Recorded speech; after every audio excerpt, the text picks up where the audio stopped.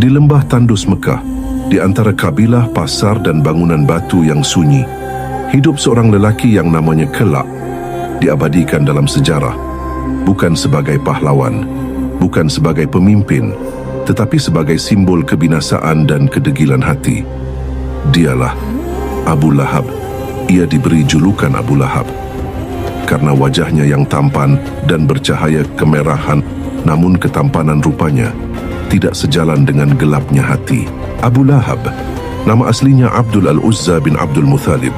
Ia adalah paman kandung Rasulullah SAW, putra dari Abdul Muthalib, kakek Nabi Muhammad SAW.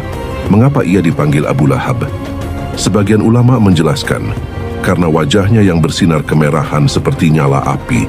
Namun ironinya, kelak, api itulah yang menjerumuskannya ke dalam kehinaan. Ia adalah bangsawan Quraisy, kaya, terpandang dan dihormati. Seseorang yang seharusnya menjadi pelindung bagi keponakannya. Namun sejarah berkata lain.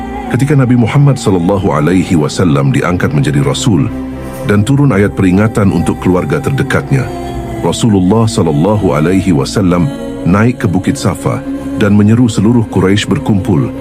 Wahai hamba Allah, jika aku beritahu bahwa pasukan musuh datang dari balik gunung ini, apakah kalian percaya?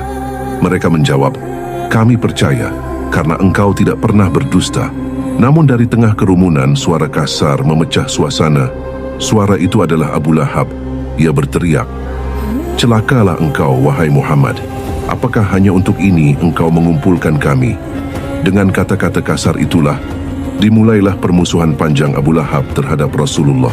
Dan pada saat itulah, turun sebuah surah yang menjadikan nama Abu Lahab abadi dicela hingga hari kiamat. Tabbat yada Abi Lahabi wa tab. Binasalah kedua tangan Abu Lahab, dan benar-benar dia binasa. Quran Surat Al-Masad ayat 1. Tangan Abu Lahab akan binasa, dan ia sendiri akan binasa. Harta dan kedudukannya tidak akan berguna baginya. Ia akan masuk ke dalam api yang bergejolak. Surah ini bukan sekadar celaan. Ini adalah vonis ilahi, dan vonis ini tidak pernah ditarik kembali, tidak pernah ditangguhkan. Abu Lahab bukan sekadar menolak dakwah. Ia memerangi Nabi SAW dengan seluruh kekuatannya. Ia mengejek, menghina, dan menghasut kaum Quraisy agar memusuhi Rasulullah. Ia menuduh Rasulullah sebagai penyihir, pendusta, pemecah belah keluarga. Ia menyuruh orang-orang pergi dari majlis Rasulullah. Ia melemparkan tanah ke kepala Nabi SAW. Ia mematahkan harapan para pemuda yang ingin belajar Islam. Ia bahkan